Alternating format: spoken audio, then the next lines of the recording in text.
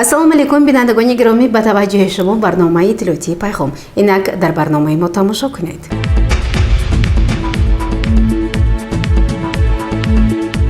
дар ҷалсаи ҳафтавори назди раиси шаҳр асосан иҷрои дастуру супоришҳои ҳафтаи гузашта таҳлилу баррасӣ гардида. Аз тарафи раиси шаҳри Панҷакент Абдухолиқ Холиқзода барои ҳафтаи нав нақшаи вазифаҳо мушаххасу муайян шуданд. субҳи санаи 5 июни соли равон дар толори хурди мақомоти иҷроии маҳаллии ҳокимияти давлатии шаҳри Панҷакент маҷлиси ҳафтавори назоратии назди раиси шаҳри Панҷакент баргузор гардид. Дар ҷаласа нахуст раиси шаҳри Панҷакент Холиқзода Абдухолиқ ба ҳозирин муҳтавои воқеаҳои муҳимеро ки дар ҳаёти сиёсию иқтисодии мамлакат ба вуқӯъ пайвастанд шарҳ дода, таваҷҷӯҳи онҳо аз ҷумла ба масъалаҳои вобаста ба хатар ва пешгирии терроризму экстремизм, гароиш ба ақидаҳои ифротӣ ки дар машварати васеъ дар мақомоти иҷроии ҳокимияти давлатии Вилояти Суғд бо иштироки муовини аввали раиси Маҷлиси Миллии Маҷлиси Олии Ҷумҳурии Тоҷикистон раиси Вилояти Суғд Раҷаббой Аҳмадзода баргузор шуд, ҷалб карда шуд. дар идомаи ҷаласа вазъи саноатии шаҳр мавриди таҳлил ва баррасӣ қарор гирифт. ҳамчунин раиси шаҳри Панҷакент эроди ҷиддии хешро ҷиҳати риояи қатъии қоидаҳои бехатарӣ ва ҳифзи меҳнат вобаста ба фавти кормандони корхонаи фаръии давлатии обтаъминкунӣ ва канализатсия баён намуда, ҷиҳати бартараф кардани камбудиҳо дар ин корхона масъулонро қатъӣ вазифадор намуд. раиси шаҳри Панҷакент ҳамчунин оиди масъалаҳои соҳаи кишоварзӣ, чароғонкунии шаҳр, шинонидани гулҳои ороишӣ, тоза нигоҳ доштани кӯчаву хиёбонҳои марказии шаҳр, тоза кардани каналҳо, бо оби нӯшокӣ ва полезӣ таъмин намудани аҳолӣ, ташкили мавзеъҳои истироҳатӣ, рушди ҳунармандӣ, иҷрои нақшаи андоз, соҳаи маориф, тандурустӣ, ҳисоботи масъулинро пурсида супоришҳои мушаххас дод. маҷлиси ҳафтавори назоратиро раиси шаҳри Панҷакент Холиқзода Абдухолиқ ҷамъбаст намуда аз масъулони тамоми соҳаҳо даъват ба амал овард вазифа ва супоришҳоро бо дарки баланди масъулият иҷро намоянд. гузориши Сабрина Акрам ва Исмоилҷон Холов.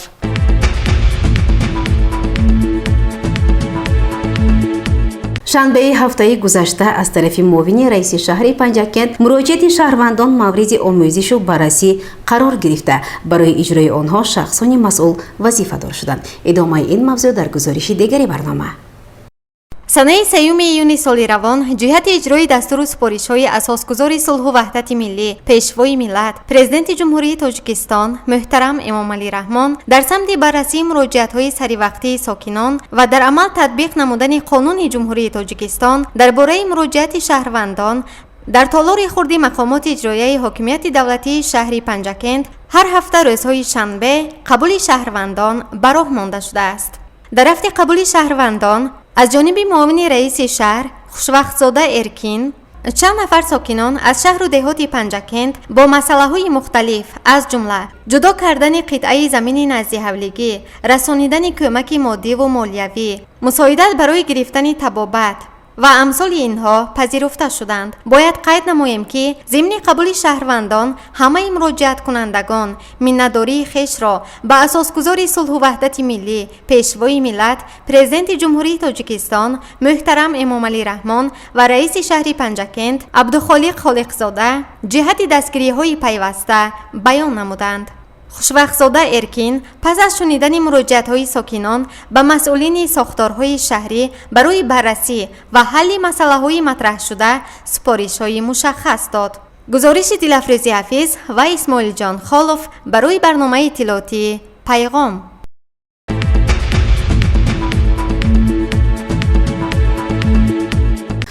санаи 4 июни соли 2023 яке аз шахсиятҳои шинохтаи шаҳри Панҷакент, Вилояти Суғд ва Ҷумҳурии Тоҷикистон, ходими намоёни давлатӣ ва ҷамъиятӣ Бобо Раҷаб Бобоев дар синни 87 солагӣ аз дунё даргузашт. маросими ҷаноза ва дафни шодравон Бобо Раҷаб Бобоев бо иштироки роҳбарияти мақомоти иҷроияи ҳокимияти давлатии Вилояти Суғд ва шаҳри Панҷакент, ҳамсафон, ёру дӯстон ва меҳмонон аз гӯшаву канори Тоҷикистон баргузор гардид. ҳамоиши мотамиро раиси шаҳри Панҷакент عبدالخالق خالقزاده حسن آغاز بخشیده نخست از نام مردم پنجکند باستان و مقامات اجرایی محلی حاکمیت دولتی شهر پنجکند با اهل خانواده فرزندان و پیوندان شادروان بابا رجب بابایف تسلیت عمیق بیان نمود. سپس رئیس شهر حاضرین را با زندگی نامه و فعالیت جمعیتی و دولتی شادروان شناس کرد. بابای با رجب سنه 10 مارس سال 1936 در شهر پنجکند در عائله دهقان چشم به عالمی هستی گشوده پس از ختم مکتب میانه و دانشکده کشاورزی تاجیکستان و همزمان مکتب عالی حزبی نزد کمیته مرکزی حزب کمونیستی اتحاد شوروی فعالیت مهنتیش را در انسپکسی خوجگی قشلاق شهر پنجکند و کلخوزی به نام کارمارکس آغاز بخشیده در مدت خیلی کوتاه خود را همچون متخصص ورزیده معرفی نمود.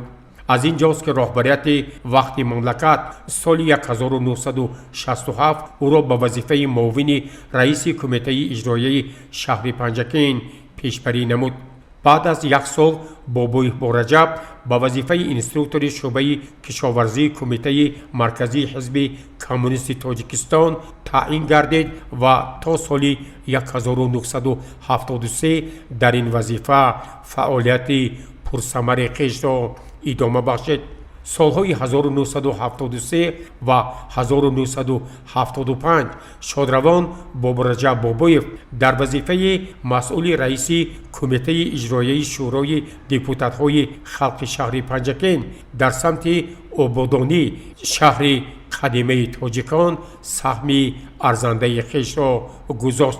سالهای 1975 1978 شادروان در وظیفه کاتب یکم کمیته حزبی ناحیه مسجد و سالهای 1978 1992 همچون کاتب کمیته ولایتی حزب کمونیستی تاجیکستان را به عهده داشت. مرحوم سال 1993 در وظیفه‌های معاون رئیس کمیته اجرایی شورای دپوتات‌های خلق ولایت سوخت و شهر پنجکند فعالیت نموده سال 1996 به نفقه برآمد. بابای با رجب چون تشکیلاتچی ماهر متخصص ورزیده خادم نمایان حزبی و دولتی به باوری خود صادق مانده بین جامعه صاحب آبروی خیلی زیادی شد. مرحوم دو دعوت دپوتات شورای عالی جمهوری تاجیکستان دپوتات خلقی تاجیکستان در دعوت 12 و در اجلاس تاریخی 16 شورای عالی جمهوری تاجیکستان همچون اعضای ریاست شورای عالی جمهوری تاجیکستان انتخاب گردید. خدمت‌های ارزنده و صادقانه بابا رجب بابایف با اردن بیرق سرخ مهنت، 2 اردن نشان فخری، نشان‌های برای مهنت شایان، برای مهنت شجاعتناک، نشان جشن 10 سالگی اجلاس 16 شورای عالی جمهوری تاجیکستان، عنوان کارمند خدمت نشان داده خواجگی قشلاق جمهوری تاجیکستان، افتخارنامه و سپاسنامه‌های زیاد قد شناسی شده است. در همایش ماتمی معاون رئیس ولایت سوخت انور یعقوبی درباره زحمت و تلاش‌ها و نقش شادروان بابا رجب بابایف در رشد اقتصادی و اجتماعی کشور خاصه ساحه کشاورزی سخن گفت و به حاضرین تسلیت رئیس ولایت سوخت معاون یکم رئیس مجلس ملی مجلس عالی جمهوری تاجیکستان رجب‌بای احمدزاده را رسانید. همزمان در همایش ماتمی رئیس شورای سابقه‌داران ولایت سوخت ترسونبای رحمتوف، سابق وکیلان شورای عالی جمهوری تاجیکستان، همسفان شادروان قربان تورایف، شیرینشاه شفاعتوف در برابر عرض تسلیت و اهل خانواده و فرزندان و پیوندان پیرامون نقش شادروان در رشد کشاورزی کشور خاصه ولایت سوخت شهر پنجکند ناحیه مسجد ابراز اندیشه نموده همزمان تاکید نمودند که در روزهای خیلی دشوار برگزاری اجلاسه 16 شورای عالی جمهوری تاجیکستان و با مسند رئیس شورای عالی جمهوری تاجیکستان انتخاب نمودن فرزانه ملت امام علی رحمان نقش شادروان بابا رجب بابایوف خیلی کلان بود. در خاتمه همایش ماتمی فرزند شادروان شوکت بابازاده برای همه آنهایی که در این مراسم شرکت ورزیدند عرضی سپاس کرد.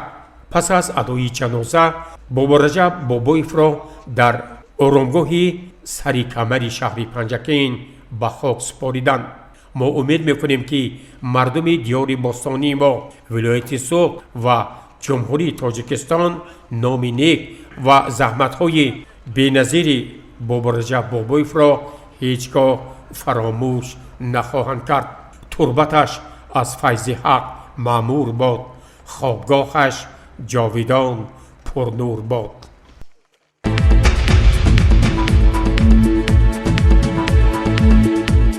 برنامه را ادامه می‌دهیم.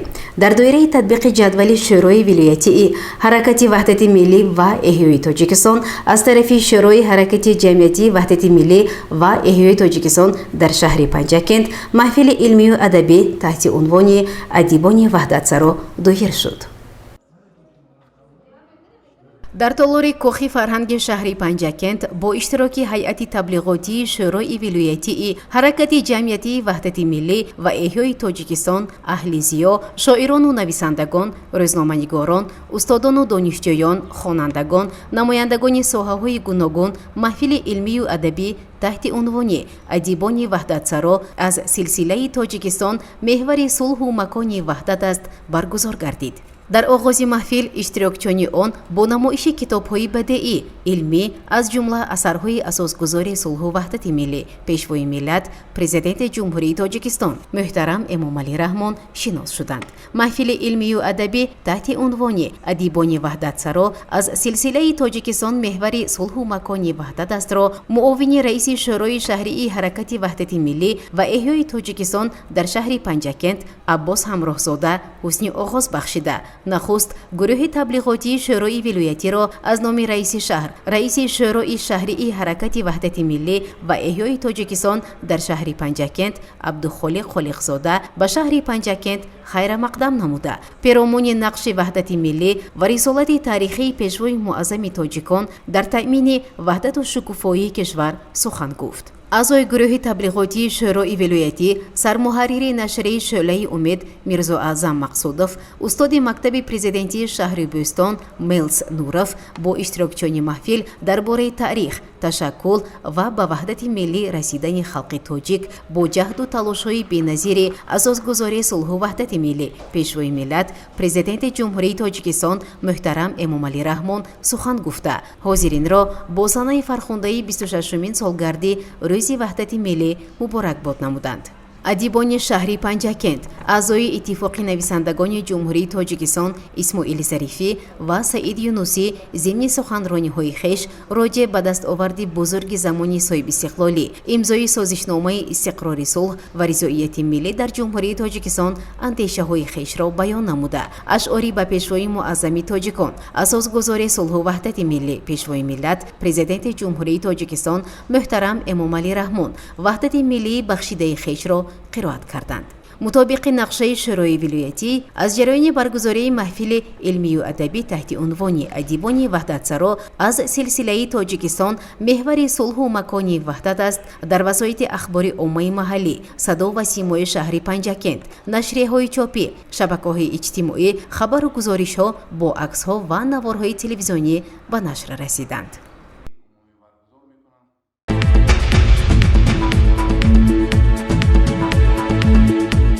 دسترسی به آبی پلیزی برای کشاورزان مهم دانسته شده در تطبیق ثمرناک زمین مساعدت می‌کند. گرفتن حاصل بلند برای خواجگیداران منفعت زیاد می‌آورد چون که احتیاج به سبزیجات و میوه‌جات در مملکت خیلی هم زیاد است.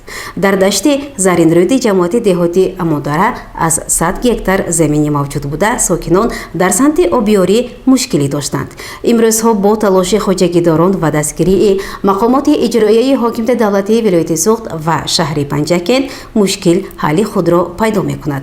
гузориши Фарҳоди Раҳмат дар ин бора. обиёрии заминҳо дар самти истифодаи самараноки онҳо ва гирифтани ҳосили баланд мусоидат намуда, таъминот бо об дар рушди соҳаи кишоварзӣ муҳим арзёбӣ карда мешавад. ин аст ки хоҷагидорон талош мекунанд дар мавзеъҳое ба кишту кор машғул шаванд ки дар самти таъминот бо об мушкиле надошта бошанд. тоҷикистон кишвари камзамин аст ва ҳар як қитъа замин аҳамияти махсусро дорост. ин аст ки хоҷагидорон дар маҷмӯъ аҳолӣ талош мекунанд то барои дарёфти даромади иқтисодӣ ва таъмини амнияти озуқаворӣ ҳар як қитъа заминро самаранок истифода намоянд. ҳукумати ҷумҳурии Тоҷикистон давоми солҳои соҳибистиқлолӣ пайваста барои рушди соҳаи кишоварзӣ барномаҳои махсус қабул намуда, масъулинро барои ин амал муваззаф гардонидааст. мавзеи дашти заринруди ҷамоати деҳоти амондараи шаҳри Панҷакент дорои беш аз 100 гектар замин мебошад. аммо беаҳамиятии масъулин боис гардидааст ки қариб 20 сол боз ба ин заминҳо об намеояду онҳо хушку ташналаб ва берун аз истифода қарор гирифтаанд. барои истифодаи заминҳои ин мавзеъ хоҷагии деҳқонӣ Вафоқул Ҷумаев масъул аст ки 535 нафар саҳмдор дорад.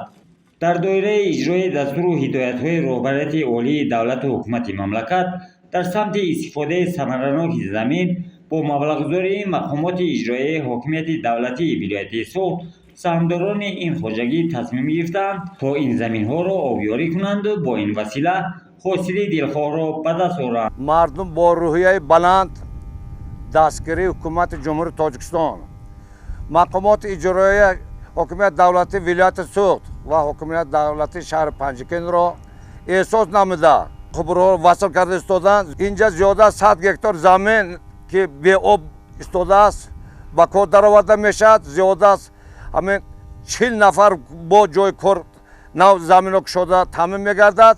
бо ин мақсад саҳмдорон иқдом гирифтанд ки аз масофаи 1.5 километр тавассути қубурҳои полиэтиленӣ аз пойгоҳи обкашии Дупула обро ба ин заминҳо биёранд. ёдовар мешавем ки саҳмдорони хоҷагии номурда дар 112 гектар замини обӣ ва 4 гектар боғот ба кишту кор машғуланд. то имрӯз бо иқдоми роҳбарияти вилояти суғд 1.5 километр қубурҳои полиэтилении қудраш 400 мм дастрас гардидааст. давоми як моҳ мешавад ки сокинон ҳама рӯза ба ҳашар баромада изихати обро кандаву омода сохтаанд.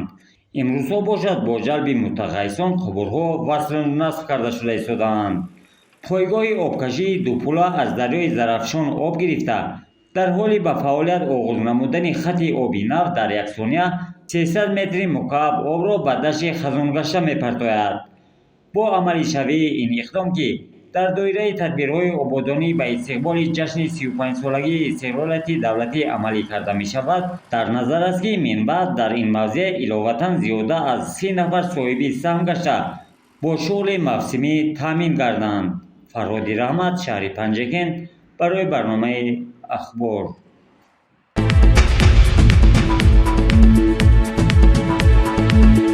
муроҷиатномаи шӯъбаи раёсати кумитаи ҳолатҳои фавқулодда ва мудофиаи гражданияи вилояти суғд дар шаҳри Панҷакент оид ба оғози мавсими оббозӣ ба огоҳии сокинони шаҳру деҳотии Панҷакент расонида мешавад ки бо баланд гардидани гармшавии ҳаво мавсими оббозӣ дар дарёҳо, кӯлҳо, обанпорҳо ва обутобгоҳҳои шаҳру деҳот оғоз мекардад. таҳлилҳо нишон дод ки дар ин мавсим баъзе аз шаҳрвандон ва меҳмонон бо як амали хато худро аз зиндагӣ маҳрум ва наздикону пайвандонашонро ба мусибат гирифтор менамоянд.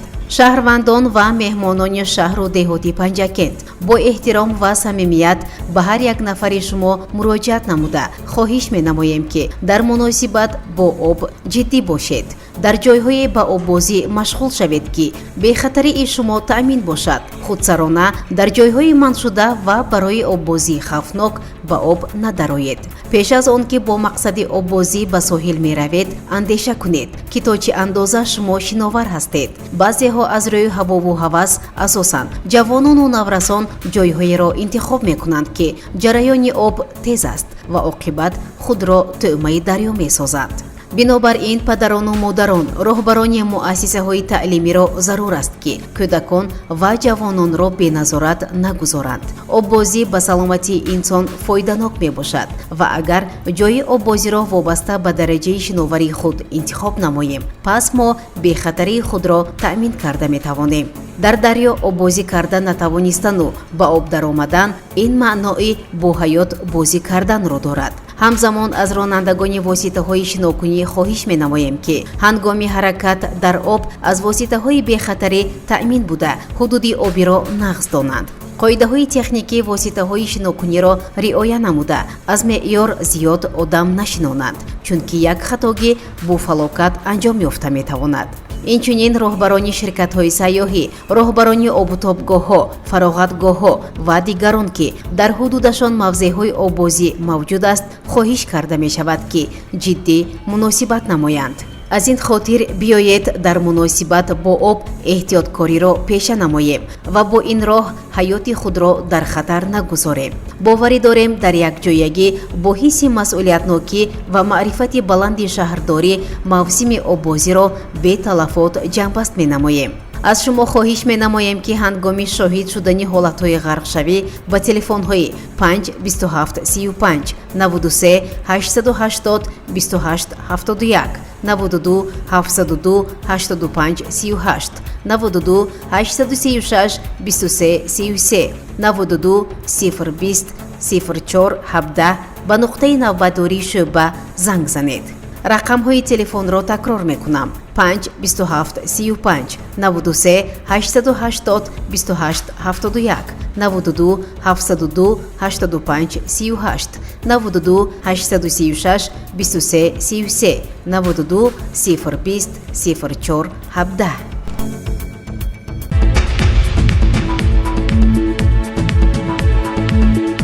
бинандагони гиромӣ, ин буд барномаи иттилоотии пайғом. то барномаҳои навбатӣ саломату сарбаланд бошед. хайр.